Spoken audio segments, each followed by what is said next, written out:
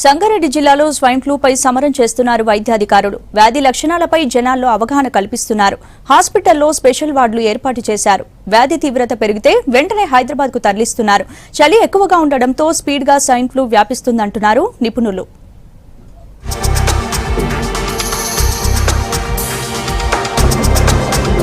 సంగారెడ్డి జిల్లాలో ప్రజలు దగ్గు జలుబుతో బాధపడుతున్నారు. జిల్లాలోని ఆసుపత్రుల్లో రోగుల సంఖ్య పెరుగుతోంది.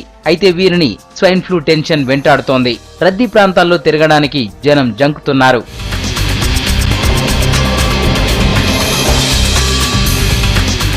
సంగారెడ్డి జిల్లాలో స్వైన్ ఫ్లూని ఎదుర్కోవడానికి ప్రత్యేక ఏర్పాట్లు చేశారు వైద్యాధికారులు. సంగారెడ్డి ప్రభుత్వ ఆసుపత్రితో పాటు జహీరాబాద్, పటాన్చెరు హాస్పిటల్స్ లో ప్రత్యేక వార్డులను ఏర్పాటు చేశారు. వీటితో పాటు నారాయణ్ ఖేడ్, సదాశివపేట, జోగిపేటలో కూడా పరిస్థితిని అబ్జర్వ్ చేస్తున్నారు.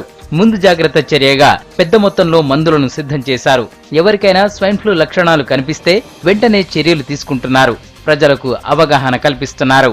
మొత్తం మన కింద 6 ఉంటాయి. 3 జిల్లా ఆసుపత్రి, 2 ఏరియా హాస్పిటల్స్, 3 సిఎస్సీలు. వీటిల్లో మన అందరూ కూడా మన డాక్టర్లు అందరూ కూడా సిద్ధంగా ఉన్నారు.